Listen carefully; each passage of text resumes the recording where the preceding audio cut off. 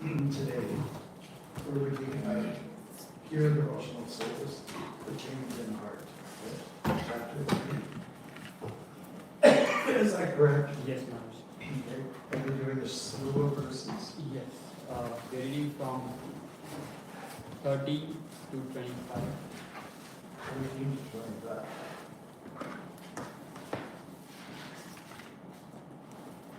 Let's reveal the Lord, right? Okay.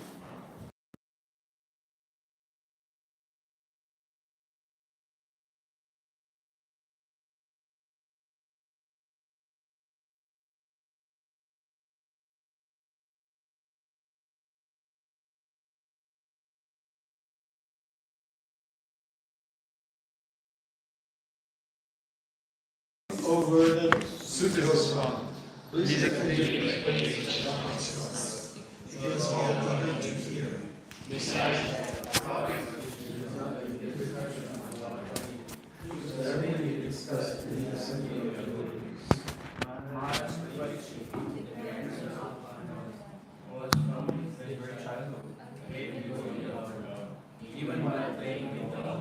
Used to worship Lord Krishna by imitating the worship of the family deity.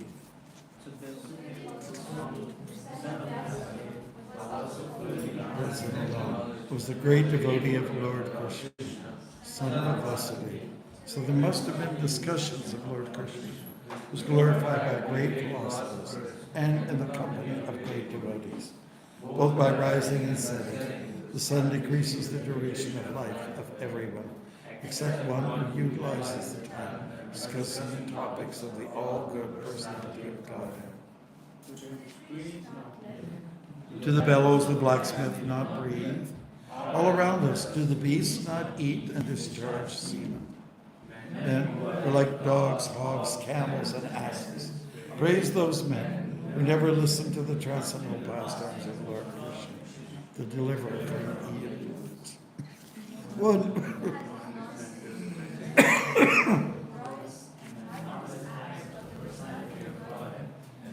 Not sung or chant loudly. The worthy songs about the Lord is to be considered to possess ear holes like the holes of snakes and a tongue like the tongue of a frog.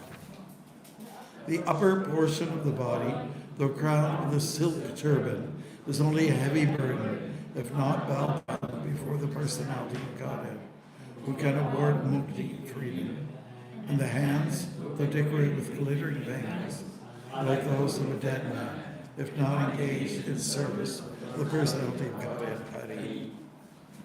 The eyes, which do not look the symbolic representations of the personality of Godhead Vishnu, his form, name, quality, etc., are like those printed on the plumes of the peacock. And the legs, which do not move to the holy places where the Lord is remembered, are considered to be like tree trunks. The person who has not at any time received the dust, the feet of the Lord's pure devotees upon his head, is certainly a dead body, and the person who has never experienced the aroma of the tulsi leaves from the lotus feet of the Lord is also a dead body, although living. Certainly that heart, the steel frame, which, in spite of once chanting the holy name of the Lord with concentration, does not change when ecstasy takes place. Tears fill the eyes, and the hairs stand on end. Their words are pleasing to our minds. It was spoken by Shukadeva Swami, who was very expert in transcendental knowledge, and who spoke to Maharaj Parikshit upon being asked. Jai. 7.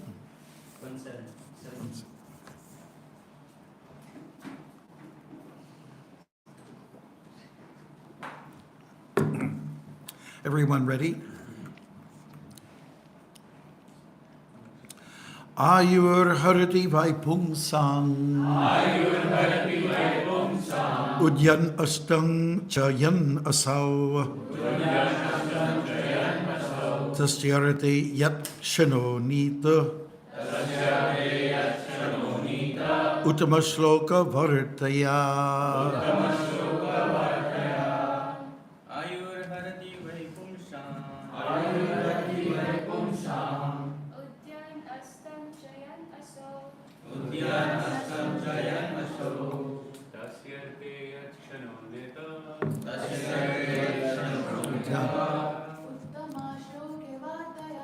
Uttama Shloka Bharataya Ayur Harati Vaipumsam Udyan Astam Chayan Asau Tasyarete Yakshano Nita Uttama Shloka Bharataya Arati Vaipumsam Ujan Astam Chayan Asau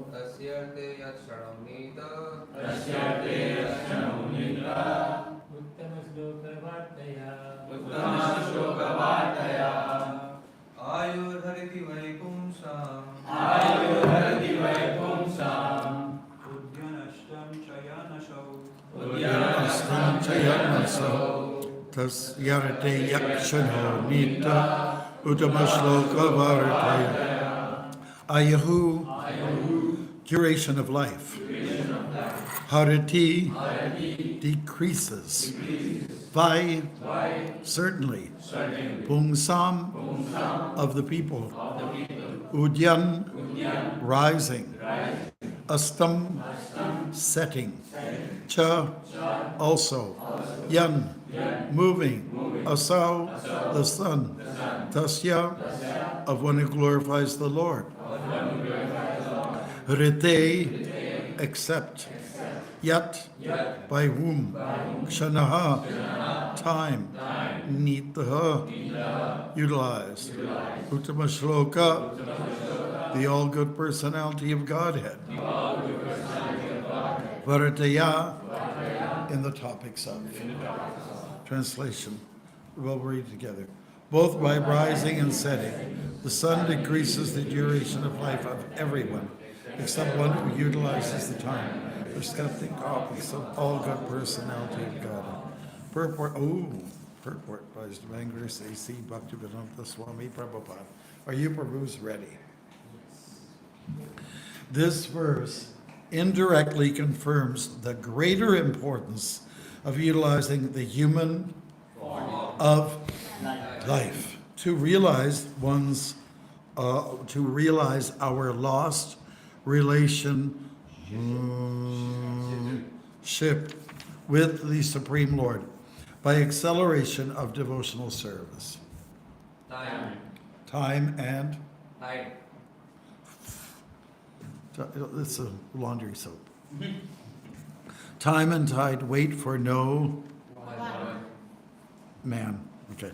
So the indicated by the sunrise and the sunset will be usually wasted if such time is not properly utilized for realizing identification of spiritual values. Even a fraction of the duration of life wasted cannot be compensated by any amount of gold. Human life is simply awarded to a living entity, Jiva, so that he can realize his spiritual identity.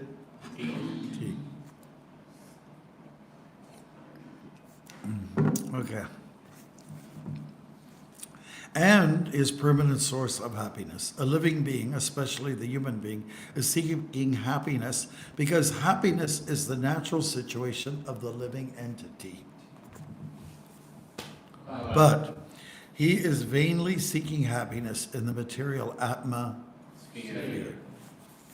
A living being is constitutionally a spiritual spark of the complete whole, and his happiness can be perfectly perceived in spiritual activities.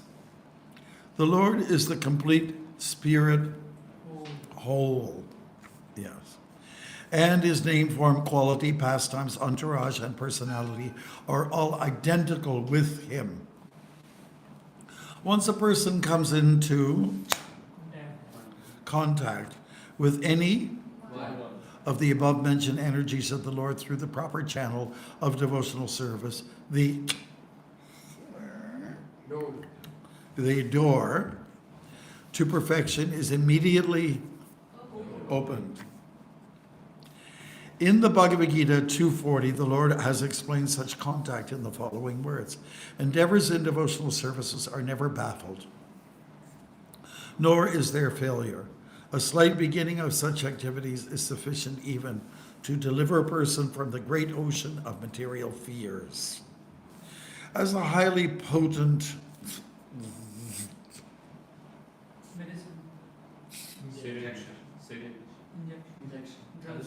drug, all right, injected intravenously, acts at once on the whole body, the transcendental topics of the Lord, injected through the ear of the pure devotee of the Lord, can act very efficiently. Oral realization of the transcendental messages implies total realization, just as fructification of one part of a tree implies fructification of all other parts. This realization for a moment in the association of what kind of devotees? Yeah, right. Like Shukadeva Goswami prepares one's complete life for eternity.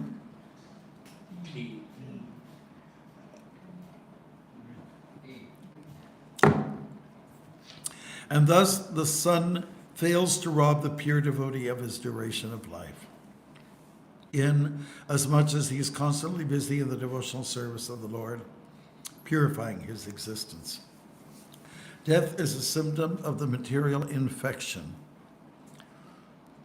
of the eternal living being. Only due to material infection is the eternal living entity subjected to the law of birth, death, old age, and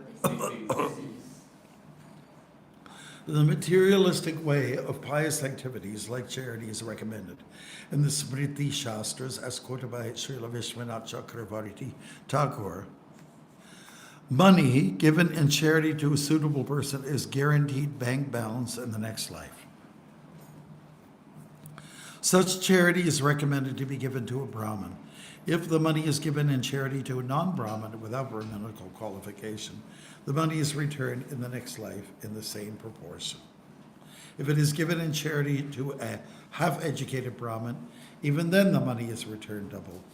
If the money is given in charity to a learned and fully qualified Brahmin, the money is returned 100 and 1,000 times. Oh, where did it go? And if the money is given to a Veda Paraga, one who has factually realized the path of the Vedas, it is returned by unlimited multiplication. The ultimate end of Vedic knowledge is realization of the personality of Godhead, Lord Krishna. As stated in Bhagavad Gita, Vadescha Sarvair Aham Eva Vidya. There is a guarantee of monies being returned if given in charity, regardless of the proportion. Similarly, a moment passed in the association of a pure devotee by hearing and the transcendental pastimes or messages of the Lord is a perfect guarantee for eternal life, for returning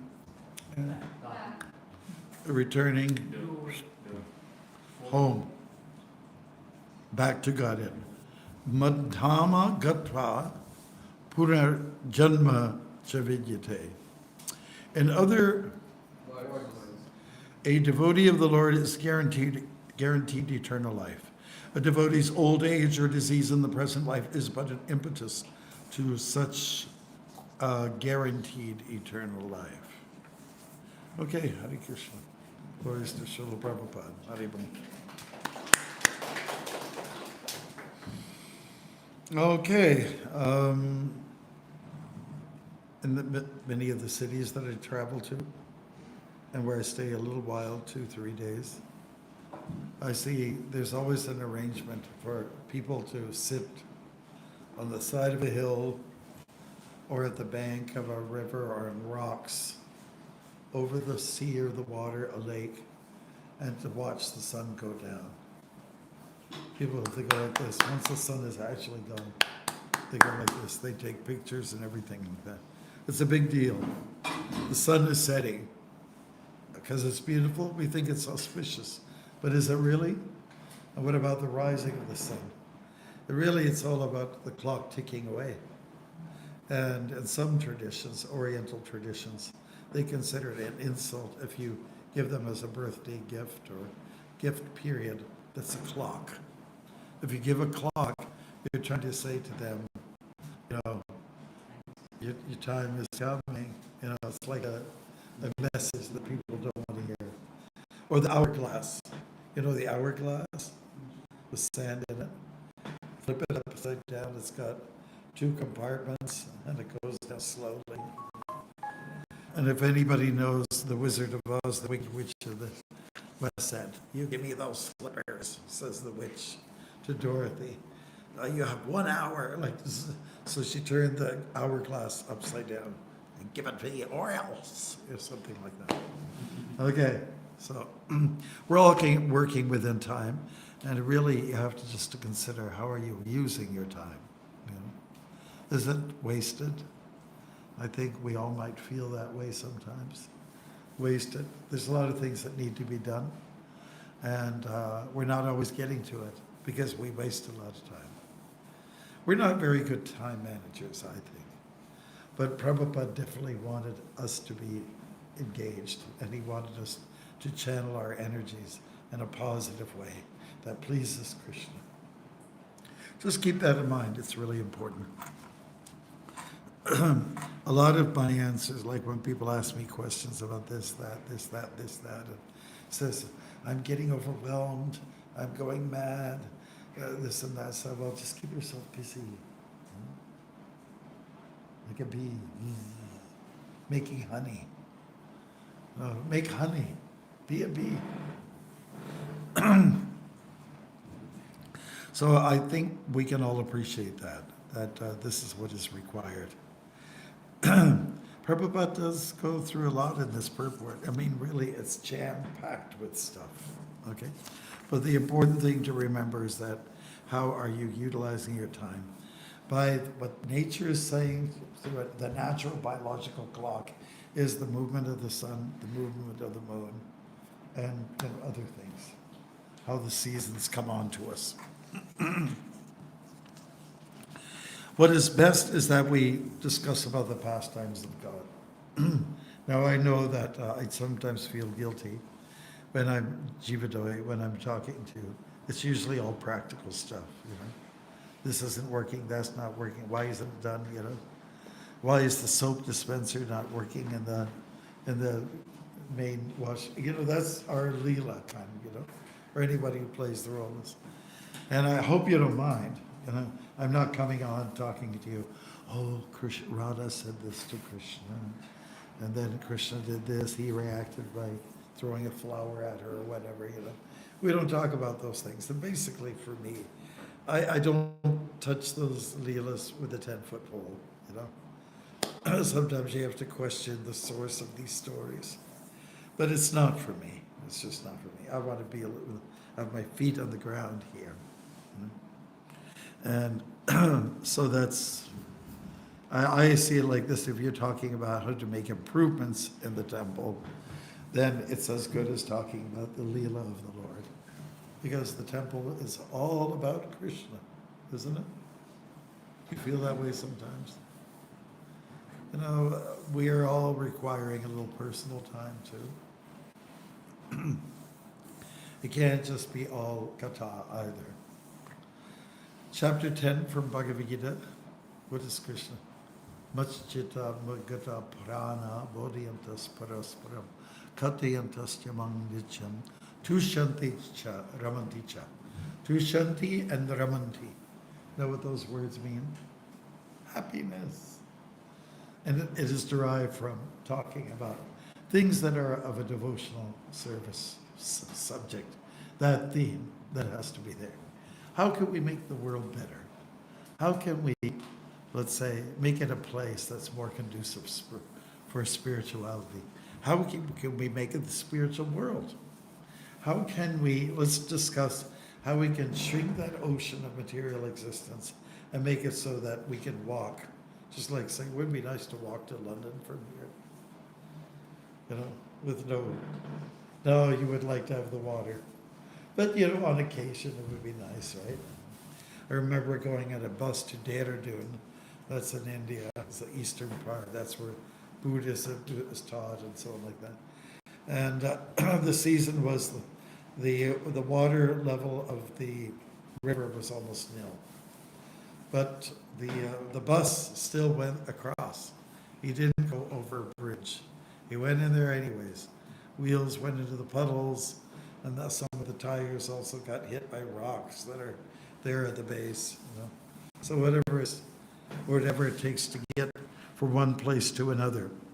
But what we do want to do is shrink the material world and expand the spiritual world. Doesn't that sound magical? Let's shrink it, you know, because we don't like it. Let's reduce the anarthas. There are some times when you can walk across, like anybody been to New Brunswick, the highest tides in the world? Well, you go there, there's a place where these, you know, natural flower pot formations. And you go down there, you know, at a certain time of the day when the tide is low. But when the tide comes in, you got to get out of there fast, you know, especially if you made some distance into the ocean. You got to move fast.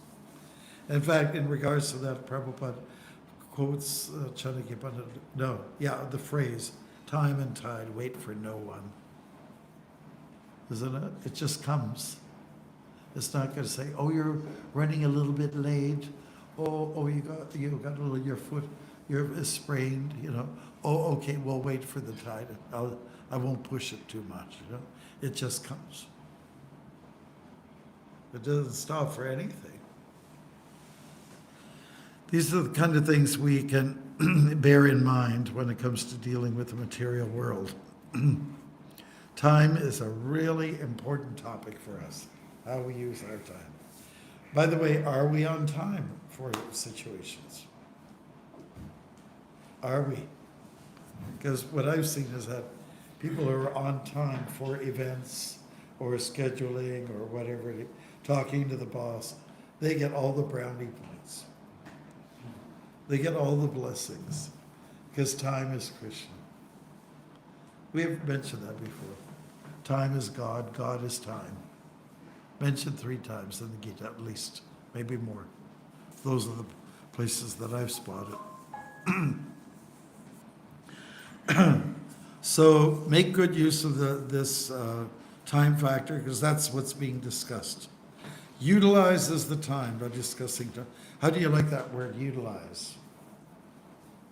It's a part of our ISKCON lingo, utilize. We would say it so much, utilize. Or what was another word? Oh yeah, foodstuffs. Foodstuffs. Yeah. Who says that today? Foodstuffs. Well, there were a few other, you know, terminologies that we used all the time. If someone is showing, somebody's receptive, or, you know. Anyways, there's a lot of ISKCON lingo that's very interesting. Chastise? That's the word? Nobody uses it. Nobody? Okay.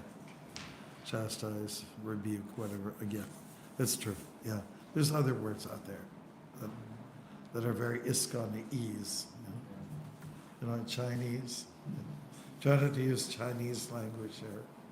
Try not to use ISKCONese, you know, when you're talking to the public. What did you say? He said, oh, well, the prasadam was really, was ecstatic.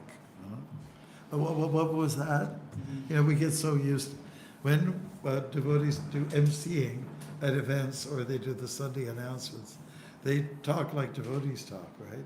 But if somebody's new, what did that person say? It went over my head. Yeah, so, you know, utility, utilize. Utility is the principle. How do you like those things? Books are the basis. What else is there? Purity is the Force. force, Utility is the principle. and Preaching preaching is the essence. is the essence. And what was the fourth one? I think we covered two. Did you do all four? Oh, let's go at it again, okay. Purity is the force, okay? Okay, books are the basis, Preaching is the essence. yeah, and utility is the principle. Just absorb those things, write them down. Because Prabhupada, he was trying to really get us to embrace these concepts, Books are the basis. In other words, the wisdom is the basis. Not everybody reads books now. Books are the basis. Preaching is the essence. That means sharing the wisdom is the essence. I mean, that's when you're the happiest, when you meet nice people and they just soak it up, right? Utility is the principle. Utilize everything in Krishna service. That's what we're saying there. And what was the last one? Purity. Purity is the force. Okay. I think we can all buy into that. Cultivate your purity. Shuchi, become clean. Shocham. Shocham. Shama namastava. Shocham. Cleanliness. Clean inside, clean outside. Yes. Good stuff to remember. If you remember those four things, I think you'll just go back to Godhead. You don't have to worry about anything else, But apply these things. Do apply. Don't just sing it out like it's a song or you're being poetical. Or you're like an Uttama Shloka, one who's poetical, You've got to apply. People say all kinds of things. But when it comes to the actual application, there's a lot of weakness there. So that's always important. So whatever you're saying, do you do it? Practice what you preach. You've heard that phrase. Practice what you preach. Don't say one thing and then expect people to take you seriously if you're not following what you tell them to do.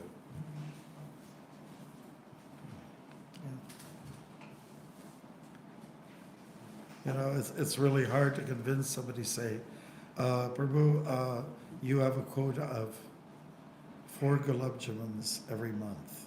Okay, it's hard to tell somebody that. That's severe, isn't it? 4 gulab jamans every month. Is that a good example? Maybe not. Okay, but anything along those lines, It's hard for me to tell you, you could only have 4 gulab jamans every month. And what if I eat gulab jamans like a pig myself? I am then being what do you call it? Hypocrite. A hypocrite. And what does Prabhupada say about the age of Kali? What are the symptoms? 2 things. Quarrel and hypocrisy. Conflict and hypocrisy. People don't like hypocrisy. And it stinks. And it's very good. People want, especially out of spiritual leaders, they want love and trust. That's what they want. Love and trust is a term that Prabhupada used a lot. In the execution of, let's say, managing the International Society for Krishna Consciousness. Love and trust. There has to be some trusting people in the world. Because you want to be able to, sometimes you want to just basically open up your heart to someone. Speak in confidence. Because by speaking in confidence to a trusting soul, you feel like half of the problem is gone. Isn't it like that? Perhaps you have these thoughts too. You say you don't like what some decision that somebody made and you feel in some kind of angst towards that person. He says, and it bugs you, maybe even affects your sleep. But then when you actually go to the person and you see there's a little sparkle in the eye, there's a smile on the face, that kind of, that person's not so bad after all. like that. And that's why personalism is so important, that you meet physically, and that the phone doesn't do it all. It doesn't.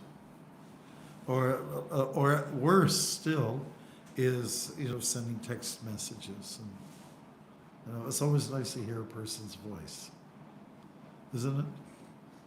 And if you can see the person, that's even better. It's very frustrating when we do the classes that we do every week, and some people, most people are getting good at showing themselves, right? But then there's a whole bunch of people, there's that solid ball, and there's that little thingy that goes like this. And that's supposed to represent a person. But you don't even know if they're there. That might be on the other side, they're in their pajamas. And you don't know what they're eating. But it's so nice when you get together, then you can explain yourselves. And then it becomes more of an event. Just like Jagavinda from Montreal and I were talking about. In the early days, like say 50s, 60s, you would actually, if you're going to the airport, you're going to an event. And you wear a suit and a tie. Because you're going out. Now, when people go to the airport, they just look like a sack of potatoes. And we went to Alaska. It's known to be the state that's most casual in its wear.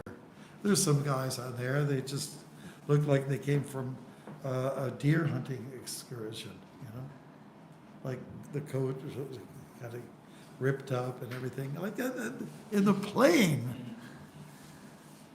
So make something of your time. Go and meet people, talk to them, and tell something that direct. It's so easy to communicate in a way about someone. That we're talking about, of course, gossip. It's so easy to do that, to talk about someone when they're not there, behind someone's back. It's a very poor spiritual practice. Should be very, very discouraged. Okay, so we did talk about a few things. Let's stick to our schedule. And we've got like about 10 minutes left, and then we do a little bit of exercise, and then we jump into the kitchery. All right? So let us then open up and, within the topic of our discussion, see what we can conjure up. All right? Yes. Just to understand that the translation, Maharaj, the sun taking away life when it's rising and setting, is it a metaphor like that time is passing by, or is it like really taking away your life? I think it can be accepted on both levels. But I think that it's maybe a little bit more philosophical, maybe symbolic. But, every time the sun comes up and the sun goes down, there's something that's happened. You've aged. Just like, when a tree is cut, have you ever done that when you were a kid? You can count how old a tree is by the rings in the tree. Because the sap goes up and down, That's a year's cycle. Each line represents a year. So I'm sure probably scientifically people can tell you, like, maybe you get a wrinkle every year. Or like some people, they get white hairs. Some people get them very early. They better get some hair dye. I'm sure there's something in us that indicates, some worry. And it was, when Trudeau got into power, Obama, who was there at the time, he said, when you finish your term, you'll have some more white hairs than you would imagine. Right. Okay, so good question, though. Time. Yes. Thanks so much for class. There are a lot of points that you shared, which are like one-liners and amazing one-liners. So, like, you said that be like a bee, make honey. So like that one.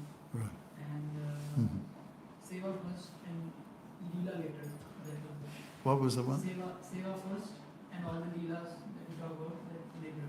Hmm. And shrink the material world and expand the spiritual world. What was the last one? Shrink the material world and expand Oh, the yes, yeah, spiritual world. that's right. And many more. Thank you so much. Okay, you like one-liners. Yes. When I was young, I liked this fellow. He was a comedian. His name's W.C. Fields. And he'd have these interesting one-liners, you know. He'd say, I don't drink water, fish copulate in it. Fish have sex in it. That's why he doesn't drink water. And this, oh yes, insomnia. I know a good cure for it. Get plenty of rest. Things like that. Yeah, these amazing one-liners. And Mark Twain, the American writer, he was super witty. Oh, if you capture some of his stuff, it's brilliant, brilliant. Mark Twain. Yes, Maharaj, thanks so much for the class. Actually, Uttavana Prabhu sent this question, if you want to hear it. oh, somebody had a question? Yeah, Uttavana Prabhu. Uttamananda? Yeah. Okay, good.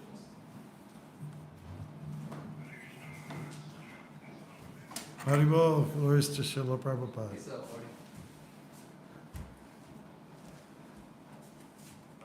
Back home, was sharing class on online. I have a question about the time.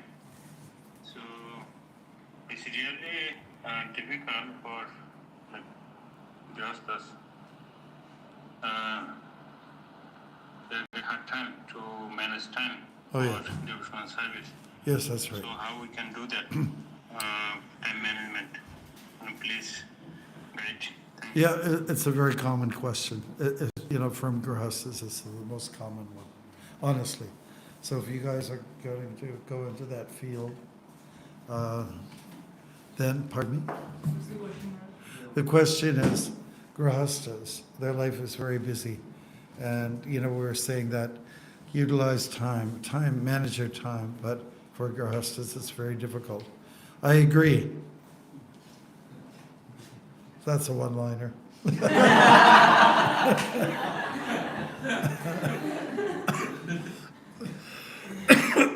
Well, grihastha life is a big time of sacrifice in a very different way. You do have to give a lot of time to the spouse, a lot of time to children, to the community, the extended family, and all. Yeah, definitely keep it. But it's a blessing because you're busy. The biggest curse in life is to not be busy. It's the biggest curse. And yet people consider, oh, I can relax now. They're the biggest complainers. The ones that are on vacation and the ones that are sitting around, watching a big flat screen TV thing. They're the ones that are miserable. That's because of the lifestyle they've taken up. So if you get sadhana, you invest in sadhana in the morning, everything goes so much smoother. That's my experience. Krishna will make time for you. Is that okay? There's no room for Maya. That's the idea. No time for Maya.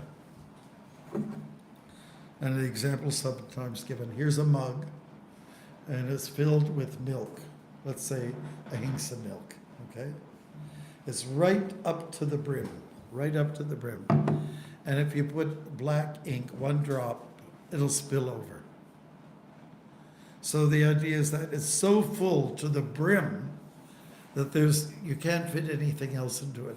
So if your day is so full with devotional practices, there's no room for Maya her big toe can't even get into the door because you're locked in with Krishna's Seva.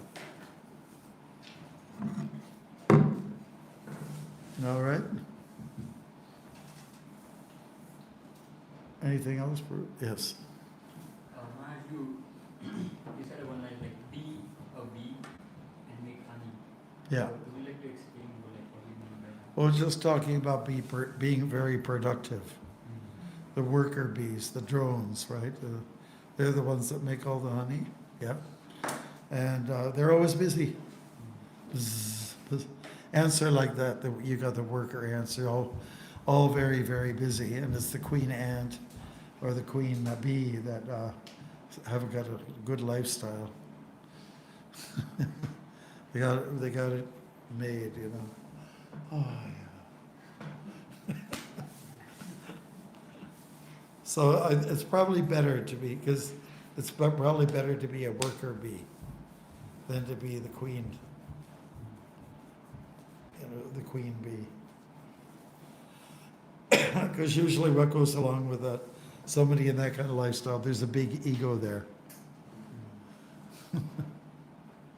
Yeah, so produce. Yeah, we know that Prabhupada, he didn't like devotees to sort of just kind of hang around, if you know what I mean. Hang around in the lounge or just outside of the temple or something and just kind of stand there, talk and crack jokes. He actually was wondering, why are they not doing something?